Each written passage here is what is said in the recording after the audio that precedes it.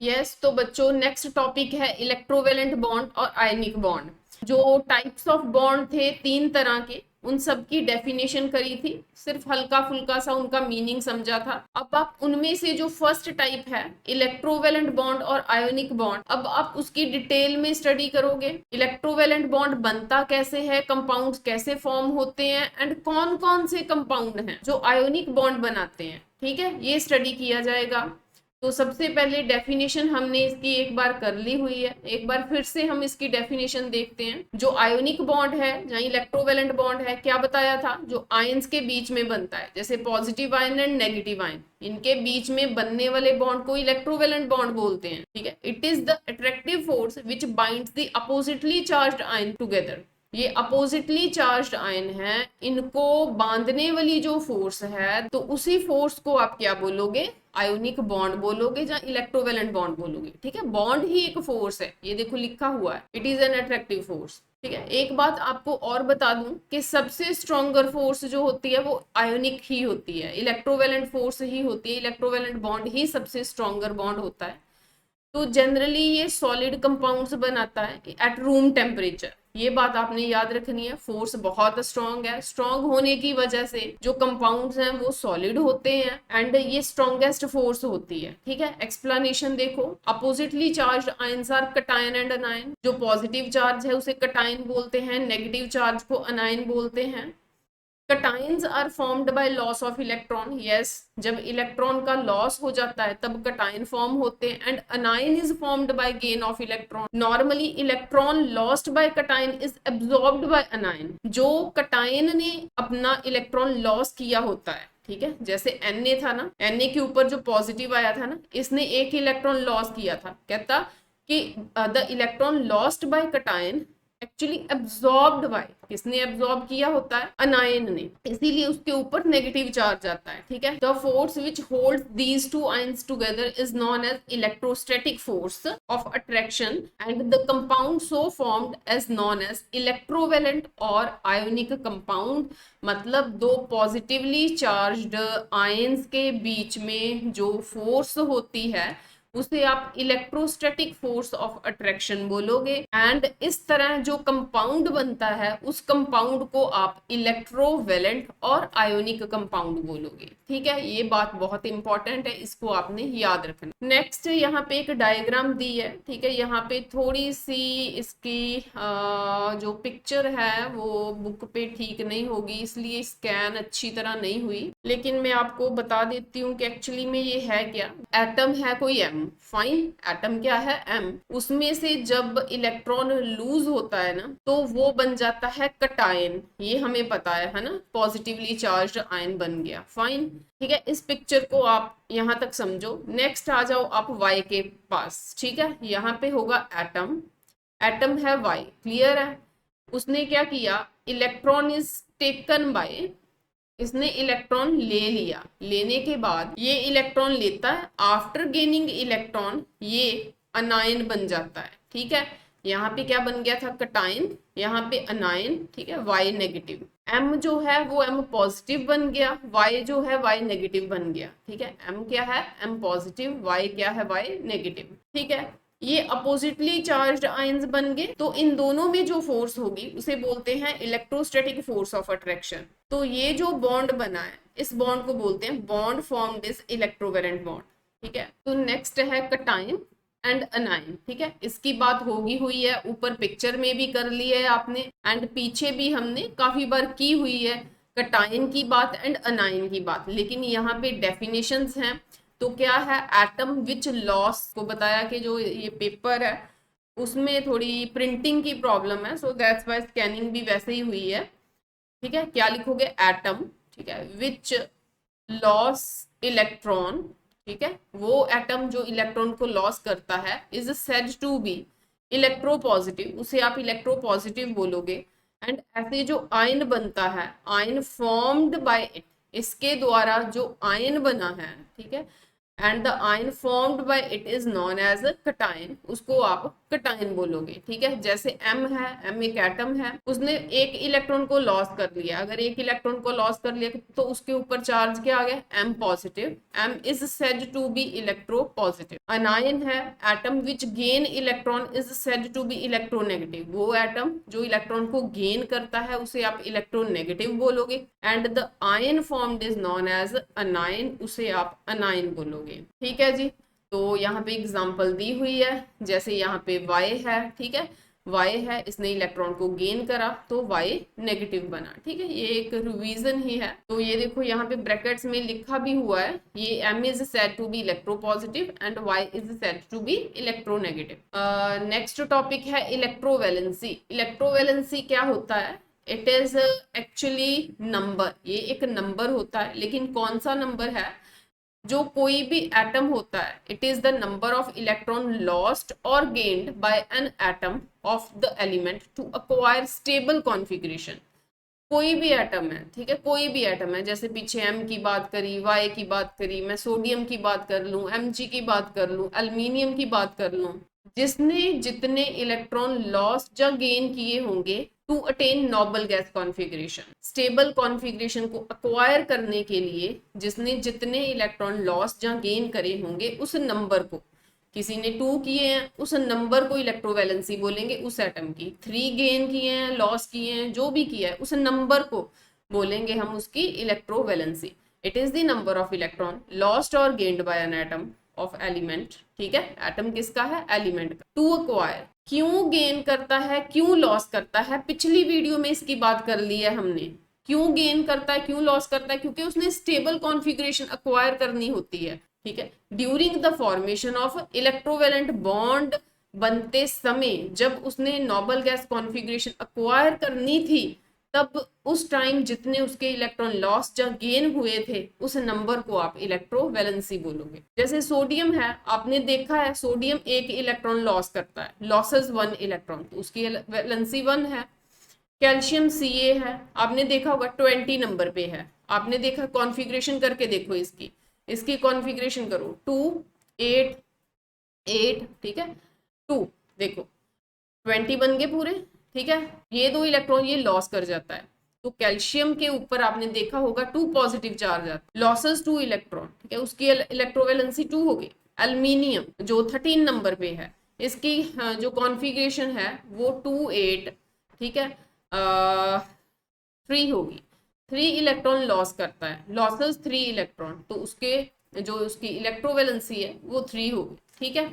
Next है formation of sodium chloride, ठीक है। सोडियम मतलब Na, क्लोराइड मतलब Cl। बात तो हमने इसकी काफी बार कर ली हुई है, पिछली वीडियो में भी बात होगी कि जितने भी कंपाउंड्स की मैं अब बात करूंगी, ठीक है, वो होंगे आपके इलेक्ट्रोवैलेंट बॉन्ड। पहले तो ये समझो कि ये इलेक्ट्रोवैलेंट बॉन्ड है, क्यों है इलेक्ट्रोवैलेंट बॉन्ड, मतलब आयोनिक बॉन्ड। अब आयोनिक बॉन्ड है मतलब आयंस बने होंगे। अगर आयंस बने हैं, सपोज करो पॉजिटिव नेगेटिव चार्ज जैसे आयंस शो हो रहे हैं, आयंस बने हैं, तो कहने का मतलब क्या है, जरूर इसने कंप्लीट लॉस या गेन कर दिया होगा। आप मेरी पिछली वीडियो में वॉच करो, मैंने वहां पे आपको बताया था कि जो इलेक्ट्रोवैलेंट बॉन्ड है, जो आयोनिक बॉन्ड है, उसमें कंप्लीट ट्रांसफेरेंस हो जाती है। इसमें जो एक इलेक्ट्रॉन एक्स्ट्रा होता है ना, वो इसको दे देता है कि तू ले ले। जब ये अपना इलेक्ट्रॉन इसको दे देता है तो वो कंप्लीट ट्रांसफर कर देता है। Bond will be formed between sodium and chlorine, के बीच में बॉन्ड बनता है। एटॉमिक नंबर जैसे सोडियम का 11 है, क्लोरीन का 17 है। इलेक्ट्रॉनिक कॉन्फ़िगरेशन इसकी 281 है, इसकी कॉन्फ़िगरेशन 287 है। काफी बार बात हो चुकी है, ये जस्ट एक रिवीजन है। इन केस आपको कोई चीज समझ नहीं लगती, आपको पिछला जरूर वॉच करना है लिंक बनाने के लिए। तब भी कोई दिक्कत रहती है तब आप कमेंट बॉक्स में कमेंट कर सकते हो। लिविस सिंबल इसका Na के अराउंड आप एक इलेक्ट्रॉन बिखेरोगे, यहाँ पे क्लोरीन के अराउंड आप 2 2 4 2 6 1 7, ठीक है, इसके अराउंड 7 बिखेरोगे, क्योंकि इसके आउटर मोस्ट शेल में 7 इलेक्ट्रॉन है, इसके आउटर मोस्ट शेल में 1 इलेक्ट्रॉन है, ठीक है। आयोनिक इक्वेशन कैसे बनती है, ये जो Na था ये अपना एक इलेक्ट्रॉन लॉस करता है, जब ये अपना एक इलेक्ट्रॉन लॉस करता है तो इसके पास बचा क्या 2 8, तब ये क्या बन गया Na पॉजिटिव। जब Na पॉजिटिव बना साथ में क्या हाल चाल होता है, एक इलेक्ट्रॉन ऐसे साथ में लिख दिया जाता है कि ये इलेक्ट्रॉन निकला है उसमें से। लेकिन क्लोरीन जिसके पास 7 इलेक्ट्रॉन थे वो अपने इस साइड पे एरो से लेफ्ट साइड पे देखो इलेक्ट्रॉन ऐड करवाया है। यहाँ पे क्या था, जब Na बिखरा था टूटा था वो Na पॉजिटिव एंड एक इलेक्ट्रॉन में था, यही एक इलेक्ट्रॉन है जो क्लोरीन खा लेता है, खाने के बाद क्लोरीन नेगेटिव बन जाता है। तो 287 कॉन्फ़िगरेशन होने की बजाय क्या हो जाती है 288। ठीक है, ये स्टेबल कॉन्फ़िगरेशन है, ये स्टेबल कॉन्फ़िगरेशन है। The electron lost bye sodium during the formation of cation is gained by chlorine during the formation of अनायन। ठीक है, सोडियम ने इलेक्ट्रॉन लॉस किया होता है कटायन बनते समय, क्लोरीन ने वही इलेक्ट्रॉन ले लिया होता है during the formation of anion. Two oppositely charged ions, fine, sodium ion and chloride ion, fine. अब इसे आप क्लोराइड बोलोगे, क्लोरीन नहीं बोलोगे। दे आर हेल्ड टुगेदर, ये इकट्ठे एकदम हेल्ड टुगेदर हो जाते हैं। ठीक है, बाय कौन सी force, electrostatic force of attraction. ठीक है, इस बात को आपने याद रखना है, इन्हीं चीजों के ही क्वेश्चन बनने वाले हैं। नेक्स्ट है ल्यूइस डॉट रिप्रेजेंटेशन, इसी चीज की हम ल्यूइस डॉट रिप्रेजेंटेशन करेंगे। सोडियम के अराउंड एक इलेक्ट्रॉन बिखेरोगे, क्लोरीन के अराउंड आप 7 बिखेरोगे। ठीक है, ये 2 2 4 2 6 1 7, ये जो एक सोडियम का इलेक्ट्रॉन है वो यहाँ पे शिफ्ट होगा। जब क्या हुआ, सोडियम पॉजिटिव Na पॉजिटिव, इसकी कॉन्फ़िगरेशन 281 ना 11 नंबर पे है ना, ये देखो 8 + 2 10 + 1 11, ये इसने लॉस्ट कर दिया, उसके पास 2 8 बचे। एक ही इलेक्ट्रॉन रखना था ना इसके अराउंड, क्योंकि आउटर मोस्ट शेल का इलेक्ट्रॉन रखना होता है ना, बाकी नहीं रखने होते। तो ये 2 8 आ गया, जो एक था वो इलेक्ट्रॉन भी गया है ना। तो क्लोरीन के पास 7 थे, एक उधर से आया, 8 पूरे हो गए, 2 4 6 8। ठीक है, उसके ऊपर नेगेटिव चार्ज आ गया और उसकी कॉन्फ़िगरेशन 288। दोनों देखो स्टेबल कॉन्फ़िगरेशन अक्वायर कर लिया इन्होंने। तो ये जो कंपाउंड है इनमें जो फोर्स है उसे इलेक्ट्रोस्टैटिक फोर्स बोलते हैं।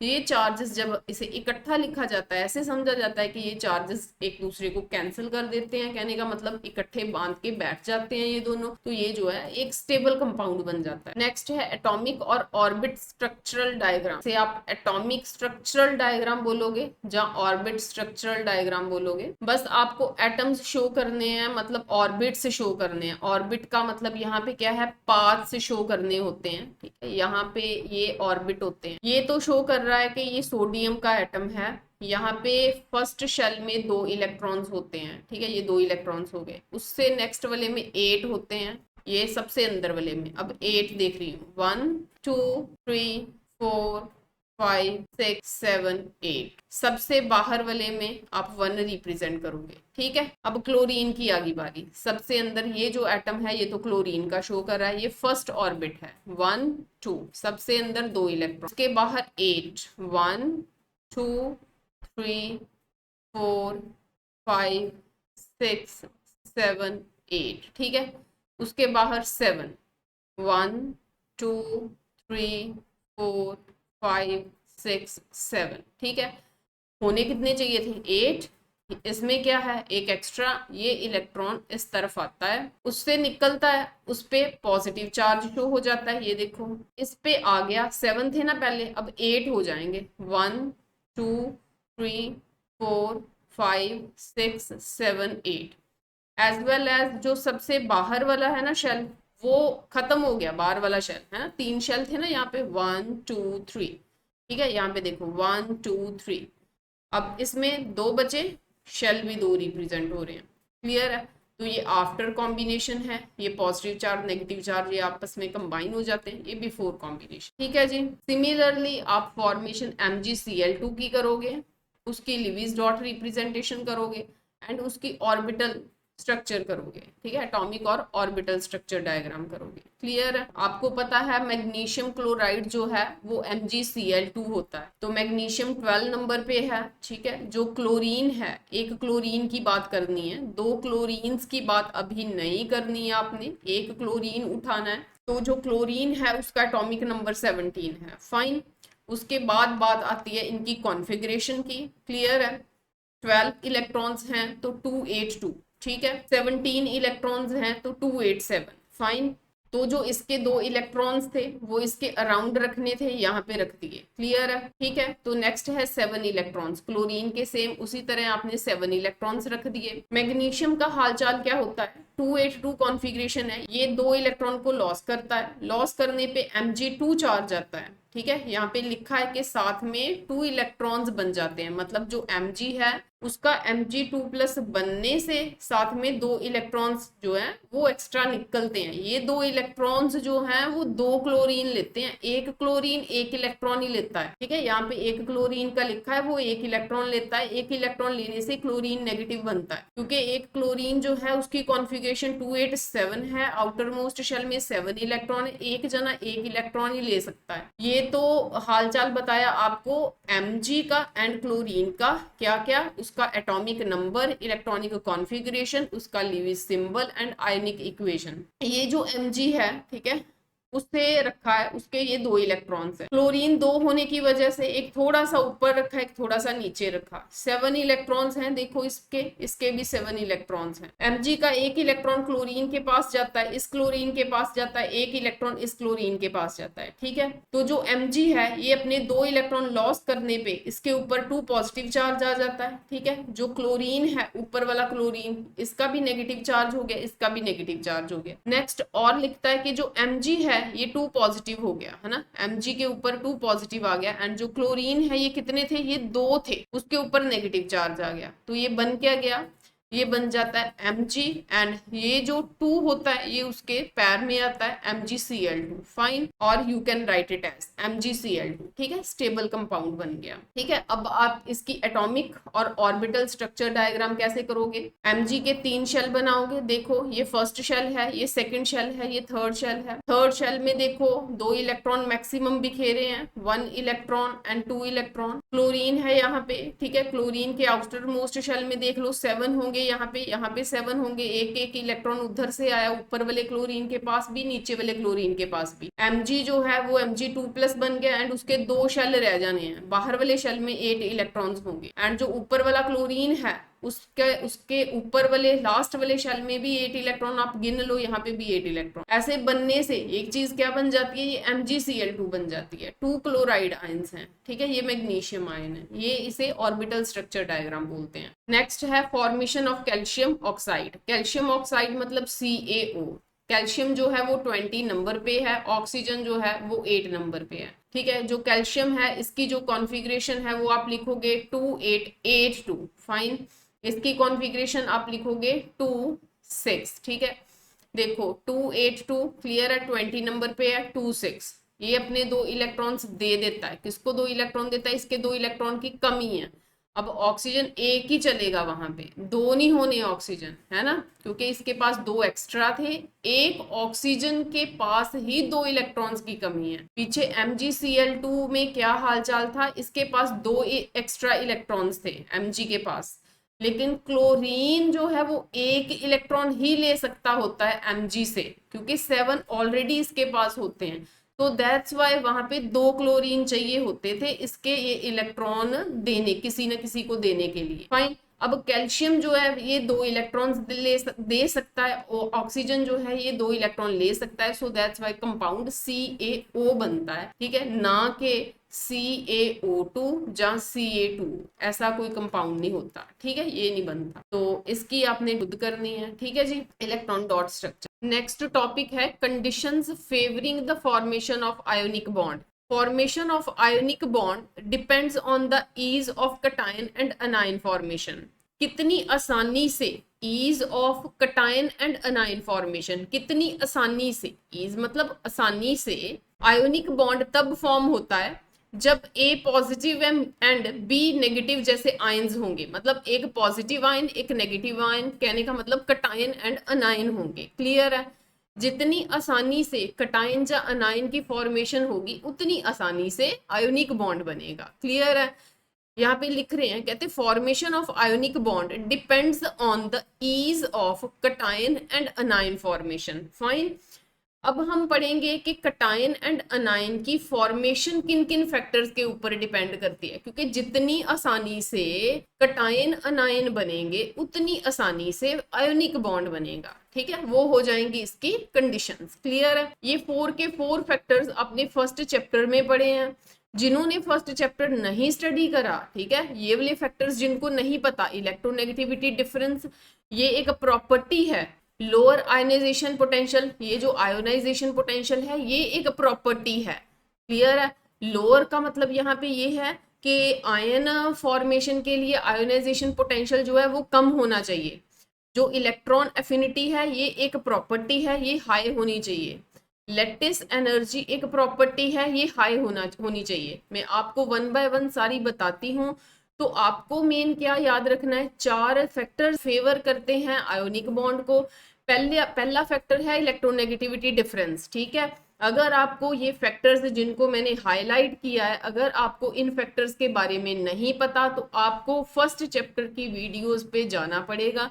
जिन्होंने वॉच करी हुई है, कॉन्सेप्ट समझा हुआ है, उनके लिए आसानी होगी समझने में। ठीक है, तो इलेक्ट्रोनेगेटिविटी डिफरेंस क्या है याद करो। इलेक्ट्रोनेगेटिविटी डिफरेंस मतलब एक बहुत ज्यादा इलेक्ट्रोनेगेटिव है, ठीक है, तो एक बहुत ज्यादा इलेक्ट्रो पॉजिटिव है। अगर ऐसा है तो उनमें डिफरेंस ज्यादा होगा। हमने एग्जांपल्स भी करी थी।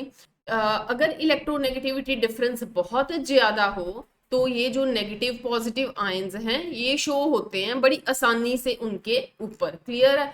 एंड वो एक बहुत स्ट्रॉन्ग बॉन्ड बनाते हैं। कहते हैं ग्रेटर द इलेक्ट्रोनेगेटिविटी डिफरेंस, ठीक है, जितना इलेक्ट्रोनेगेटिविटी डिफरेंस ज्यादा हो जाएगा between the two combining atoms, ठीक है, stronger is the bond formed, ठीक है, उतना ही स्ट्रॉन्गर बॉन्ड बनेगा। ठीक है, आई बात समझ में? ठीक है, जो इलेक्ट्रोपॉजिटिव हैं वो आपको पीरियोडिक टेबल के एक्सट्रीम लेफ्ट पे मिलेंगे, एंड जो इलेक्ट्रोनेगेटिव हैं वो आपको पीरियोडिक टेबल के एक्सट्रीम राइट पे मिलेंगे। एंड ये जो पॉजिटिव एंड नेगेटिव हैं ये मिलके जो है वो आयोनिक बॉन्ड बनाते हैं।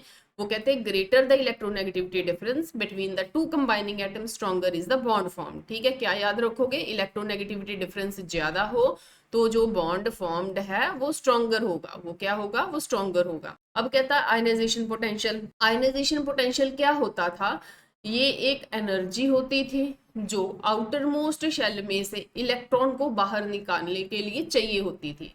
ठीक है, अब आप सोचो, जो भी एटम में से इलेक्ट्रॉन को निकालने पे बहुत ज्यादा जोर लगता है, क्या वो आसानी से इलेक्ट्रोपॉजिटिव बन रहा है? नहीं बन रहा। आई बात समझ में? सो दैट्स वाई हमें ऐसा एटम चाहिए जिसमें से इलेक्ट्रॉन को बाहर निकालने पे बहुत कम एनर्जी लगी हो। अगर इस इलेक्ट्रॉन को बाहर निकालने में बहुत कम एनर्जी लगी है, कहने का मतलब ये कि इलेक्ट्रॉन अपने आप में से बाहर आ रहा है, कम एनर्जी पे ही बाहर आ रहा है, तो क्या हुआ? आयनाइजेशन पोटेंशियल कम हुआ। कम आयनाइजेशन पोटेंशियल पे ही वो क्या बन गया? Positive charge. Lesser is the energy required to remove electron. कम ही एनर्जी चाहिए इलेक्ट्रॉन को रिमूव करने के लिए, आसानी से बन जाएगा positive charge. Easily a cation is formed, आसानी से कटायन बनेगा। फाइन। हाई इलेक्ट्रॉन एफिनिटी का मतलब क्या है? अब हमें बनाना है नेगेटिव चार्ज। अगर नेगेटिव चार्ज चाहिए, इस शेल में पड़े हुए इलेक्ट्रॉन्स को, इलेक्ट्रॉन लव अगर इनका ज्यादा है, आने वाले इलेक्ट्रॉन को बहुत जल्दी बहुत ज्यादा खींचते हैं ये वाला एटम। ठीक है, इनकमिंग इलेक्ट्रॉन को वेलकम करते हैं। कहने का मतलब इलेक्ट्रॉन लव ज्यादा है, इलेक्ट्रॉन एफिनिटी ज्यादा है, तो हम उसे बोलेंगे high electron affinity. More is the tendency to accept electron को एक्सेप्ट करने की अगर टेंडेंसी ज्यादा है तो easily an anion is formed. Anion जो है वो इजीली बनेगा। ठीक है जी, पहला क्या था? पॉजिटिव नेगेटिव चार्ज होगा तो आयन बनेगा। तो यहां से याद रख लेना कि इलेक्ट्रोनेगेटिविटी डिफरेंस आपको ज्यादा चाहिए। आयनाइजेशन पोटेंशियल होता है आउटर मोस्ट शेल में से इलेक्ट्रॉन को बाहर निकालने वाली एनर्जी। अगर बहुत ज्यादा जोर लग रहा है ना, तो कहने का मतलब हाई है आयनाइजेशन पोटेंशियल, इलेक्ट्रॉन बाहर निकलने को तैयार नहीं है। लोअर है आयनाइजेशन पोटेंशियल, अगर लोअर है आयनाइजेशन पोटेंशियल तो कहने का मतलब आसानी से इलेक्ट्रॉन बाहर निकल के क्या बना रहा है? Positive charge. ठीक है, हाई इलेक्ट्रॉन एफिनिटी मतलब नेगेटिव चार्ज। ये पॉजिटिव हो गया, ये नेगेटिव हो गया। अब क्या है, पॉजिटिव एंड नेगेटिव दोनों ने कंबाइन होना है, दोनों के कंबाइन होने पे जो एनर्जी रिलीज होती है दैट इज लैटिस एनर्जी। ठीक है, lattice energy is the energy released when oppositely charged ions, ऊपर आपने अभी बनाए oppositely charged ions get packed, अब वो पैक्ड हो रहे हैं to form 1 mole of an ionic solid. 1 mole, 1 mole क्या है, जैसे आप कोई पोटैटो, कोई वेजिटेबल, कोई शुगर, कोई चीज को खरीदते हो 1 kg, ऐसे ही जो आपके केमिस्ट्री में कंपाउंड्स हैं, ठीक है, उसको आप मोल्स में लोगे। फाइन, तो 1 मोल को बनाने के लिए, 1 मोल कौन सा, आयोनिक सॉलिड बनाने के लिए जो एनर्जी रिलीज होती है that energy is lattice energy. तो अगर ज्यादा एनर्जी रिलीज होगी ना, तो कहने का मतलब the system will be left with less energy which means more stability, क्योंकि जो पीछे कंपाउंड बना है ना पॉजिटिव नेगेटिव चार्ज को कंबाइन करके, इसने रिलीज ज्यादा कर दी एनर्जी, तो पीछे क्या बचेगा, लेस एनर्जी वाला। तो लेस एनर्जी वाला ही तो स्टेबल होता है। फाइन, रिलीज किसको कर देना उसने, ठीक है, ज्यादा एनर्जी को, जो रिलीज हुई एनर्जी है उसे क्या बोलते हैं, लेटिस एनर्जी। यहाँ पे लिखा हुआ है smaller the size of ions, ठीक है, more will be the charge on ions and more will be the lattice energy. मतलब आयंस का साइज अगर छोटा है, ठीक है, उन पे चार्ज जो है वो बड़ा होगा, तो उतनी ज्यादा उसकी लेटिस एनर्जी होगी। तो एक्चुअली में होता क्या है, जो आयोनिक बॉन्ड है उनकी फॉर्मेशन का बता रहे हैं कि आयोनिक बॉन्ड किस में बनते हैं। कहता है in general bond formed between metals and non metals are ionic और इलेक्ट्रोवेलेंट। कहते हैं जनरली जो बॉन्ड बनता है ना वो मेटल एंड नॉन मेटल में बनता है। ठीक है, ये चीज आपने नोट करनी है, मेटल्स एंड नॉन मेटल्स में बनने वाला बॉन्ड आयोनिक और इलेक्ट्रोवेलेंट है। एग्जाम्पल्स ऑफ इलेक्ट्रोवेलेंट और आयोनिक कंपाउंड्स आर NaCl। जैसे Na है ना, ये मेटल है, क्लोरीन नॉन मेटल है, ये मेटल है, ये नॉन मेटल है, ये मेटल है, ये नॉन मेटल है, ये मेटल है, ये नॉन मेटल है, और ये सारे बॉन्ड्स जो बनने वाले हैं ये आयोनिक है। इसकी एग्जाम्पल आपने पीछे देख ली है, ठीक है, CaCl2 की भी देख ली है, MgCl2 की भी देखी है, ठीक है, सिर्फ इसकी है जो नहीं देखी, आप करके देख सकते हो, बना के देख सकते हो। ठीक है, तो in all the above examples transfer of electrons takes place from metallic atom to non metallic atoms. ठीक है, जो इलेक्ट्रॉन है वो मेटेलिक एंड नॉन मेटेलिक के बीच में ट्रांसफर होते हैं। फाइन, इन दोनों की स्टोरी है आयोनिक बॉन्ड में। तो इस चीज को आप इंपॉर्टेंट मान के चलो, आपको ये चीज याद रखनी है कि ionic bond metal non metal में फॉर्म होते हैं। ठीक है, तो नेक्स्ट है जनरल कैरेक्टरिस्टिक्स ऑफ इलेक्ट्रोवेलेंट और आयोनिक कंपाउंड्स। बहुत आसान है, जैसे स्टेट ऑफ एग्जिस्टेंस, कैसे एग्जिस्ट करेगी, जैसे पॉजिटिव आयन है, नेगेटिव आयन है, तो they consist of oppositely charge ions. Fine, ये उसकी जो स्टेट ऑफ एग्जिस्टेंस है। High melting and boiling point इसलिए होगा क्योंकि ये जो फोर्स ऑफ अट्रैक्शन होती है ये बहुत स्ट्रांग होती है, क्योंकि अपोजिटली चार्ज्ड आयन में फोर्स सबसे स्ट्रांग होती है। तो जो स्ट्रांग फोर्स है उसको तोड़ने के लिए तब भी तो मेल्ट होगा, तभी तो बॉयल होगा, उसके लिए आपको थर्मल एनर्जी बहुत ज्यादा चाहिए होती है। ठीक है, there are strong electrostatic force of attraction between oppositely charged ions, hence electrovalent compounds have high melting and boiling point. इसलिए उनके जो है हाई मेल्टिंग बॉइलिंग पॉइंट्स होते हैं। कहने का मतलब स्ट्रॉन्गर फोर्स ऑफ अट्रैक्शन है तो more energy required to break bond, तब भी वो मेल्ट होगा, बॉयल होगा। क्लियर है। नेक्स्ट है फिजिकल स्टेट क्या होगी भाई, सॉलिड होगा। क्यों होगा, क्योंकि फोर्स ऑफ अट्रैक्शन बहुत ज्यादा है। ठीक है, तो ये क्या है, ये आपको सॉलिड मिलेंगे एट रूम टेम्परेचर। फाइन, तो क्रिस्टल स्ट्रक्चर, यस, जो पॉजिटिवली नेगेटिवली चार्ज्ड आयंस मतलब कटायन अनायन को मिलके एक स्ट्रक्चर बनती है उसे क्रिस्टल बोलते हैं। अपोजिटली चार्ज्ड आयंस होते हैं एक क्रिस्टल में। ठीक है, ionic compounds have definite geometrical arrangement. ये जो पॉजिटिव नेगेटिव चार्जेस का जो एक क्रिस्टल बनता है ना, ये बहुत ज्योमेट्रिकल डेफिनेट ज्योमेट्रिकल अरेंजमेंट है। ठीक है, जैसे positive negative positive negative positive negative, ठीक है, ऐसे एक बहुत डेफिनेट सा पैटर्न बनता है ऑफ कॉन्स्टिट्यूएंट पार्टिकल्स का। Fine, that is they have definite crystal structure, उनकी एक डेफिनेट क्रिस्टल स्ट्रक्चर होती है, डेफिनेट ज्योमेट्रिकल अरेंजमेंट है, जो अरेंजमेंट है वो एक डेफिनेट है, तो उस क्रिस्टल को क्या बोलोगे आप, डेफिनेट क्रिस्टल स्ट्रक्चर बोलो। Next fifth one, solubility. जो आयोनिक कंपाउंड्स है ना ये पोलर होते हैं, याद कर लो, ये लिख लो, मैंने आपको फर्स्ट चैप्टर में बताया था कि आयोनिक कंपाउंड्स क्या हैं, पोलर हैं। फाइन, तो लाइक डिसॉल्व लाइक वाली एक प्रोवर्ब आपने याद रखनी है, जिसकी जैसी नेचर होती है अपने आप में वे वैसा ही मतलब कंपाउंड डिसॉल्व करते हैं। ठीक है, तो जैसे शैतान के बीच में शैतान आके एडजस्ट कर सकता है, ठीक है, जो इनोसेंट बच्चे होते हैं उनमें इनोसेंट बच्चा आके एडजस्ट कर सकता है। सो लाइक डिसॉल्व लाइक वाली आपने प्रोवर्ब याद रखनी है। जो आयनिक कंपाउंड्स हैं they are polar and hence dissolve, किसमें डिसॉल्व होंगे, पोलर सॉल्वेंट में ही डिसॉल्व होंगे। फाइन, तो जो वाटर है ना ये पोलर है। Fine, polar compounds dissolve in polar solvent, जैसे NaCl जो है ये आयोनिक था, CaO आयोनिक था, उधर में ये जो वाटर है ये पोलर है। फाइन, ये पोलर इन नेचर है, तो ये जो है दोनों ये आयोनिक है, जो आयोनिक है वो क्या होते हैं, पोलर, तो लाइक डिसॉल्व लाइक वाली बात हो गई। फाइन, जो बेंजीन है ये नॉन पोलर है, क्लियर है, ये नॉन पोलर है। कार्बन टेट्राक्लोराइड जो है ये नॉन पोलर है। फाइन, तो जो नॉन पोलर कंपाउंड्स हैं वो डिसॉल्व होते हैं नॉन पोलर कंपाउंड्स में। पोलर सॉल्वेंट्स लाइक वाटर, ठीक है, याद रखोगे ये बात, ये टॉपिक के बारे में भी बात हो गई है पहले। ठीक है, नेक्स्ट जाके हम आपको फिर बता देंगे। ठीक है, जो वाटर है ये पोलर इन नेचर है, have ability to reduce the forces of attraction between existing ions. जो एग्जिस्टिंग आयंस होते हैं ना उनमें फोर्स ऑफ अट्रैक्शन तोड़ने के लिए वाटर कैपेबल होता है, उसमें एबिलिटी होती है। अगर ऐसा होता है तो hence make the compound soluble, तो जो NaCl है वो वाटर में सॉल्युबल हो गया। This is due to high dielectric constant of water. इसी वाटर की इसी प्रॉपर्टी को जो आयंस के बीच वाली फोर्स को तोड़ देता है, इसको बोलते हैं कि उसका जो इसका रीजन क्या है कि जो वाटर है ना उसका डाइलेक्ट्रिक कांस्टेंट बड़ा हाई होता है। ठीक है, इसको आप नेक्स्ट हायर क्लासेस में जाके पढ़ोगे, डाइलेक्ट्रिक कांस्टेंट।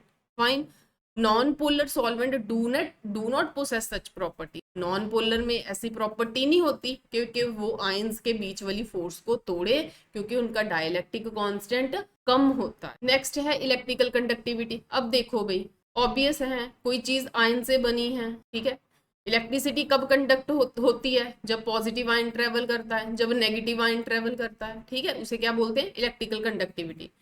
कहता ionic compounds do not conduct electric current in solid state में नहीं कंडक्ट करते हैं, but conduct electric current in molten और डिसॉल्व्ड स्टेट। सॉलिड में तो बड़ी वो अट्रैक्ट होके एकदम बैठे हुए हैं, मतलब एकदम फिक्स्ड हैं, स्टेबल हैं, यू कैन से। जैसे ही आप उसे एक्वस में की फॉर्म में कन्वर्ट करोगे या मोल्टन में कन्वर्ट करोगे, कन्वर्ट होते समय ही या उसके आयंस सेपरेट हो जाएंगे, आयंस सेपरेट होने से इलेक्ट्रिसिटी कंडक्ट होनी शुरू हो जाती है। Fine, this is because no free ion are present in solid state में, तो आयन ही फ्री नहीं होता, बड़ा जुड़ के बैठे होते हैं वो, whereas molten state contain free ion होते हैं मोल्टन स्टेट में। क्लियर है, मोल्टन और एक्वस स्टेट में फ्री आयंस होते हैं तो इलेक्ट्रिसिटी कंडक्ट होती है। क्लियर, नेचर ऑफ रिएक्शन का मतलब क्या है, जो आयनिक कंपाउंड्स हैं ये आयंस बनाते हैं इन सॉल्यूशन, आयनिक कंपाउंड्स हैं ऑब्वियस, सॉल्यूशन में जाते समय वो जाते ही क्या बना देंगे, ions, and hence undergo ionic reactions होंगी, बहुत फास्ट होती हैं, ये चीज नोट करो आप, आयोनिक रिएक्शन बड़ी फास्ट होती है, एंड प्रोसीड टू कंप्लीशन, बहुत जल्दी कंप्लीट होती हैं। जिनमें आयंस होते हैं वो आयोनिक रिएक्शंस होती हैं एंड वो फास्ट होती हैं। आइसोमेरिज्म का मतलब है जो आयोनिक बॉन्ड है वो नॉन डायरेक्शनल है, उसकी कोई पर्टिकुलर डायरेक्शन नहीं होती। ठीक है, तो ionic compounds do not show isomerism. Isomerism आप 10th क्लास में पढ़ोगे, ऑर्गेनिक केमिस्ट्री आपका जो पार्ट है उसमें। आइसोमेरिज्म एक प्रॉपर्टी होती है किसी भी कंपाउंड की, जो नंबर ऑफ जिसमें कार्बन हाइड्रोजन ऑक्सीजन जिन एटम से कोई भी कंपाउंड बना है वो नंबर उनका सेम हो लेकिन स्ट्रक्चर अलग अलग हो, अलग अलग structure, formula same, number of carbon hydrogen oxygen same, उसे बोलते हैं आइसोमेरिज्म प्रॉपर्टी होल्ड करना। लेकिन ये नॉन डायरेक्शनल होता है, इसमें कोई भी आइसोमेरिज्म नहीं होती। फाइन,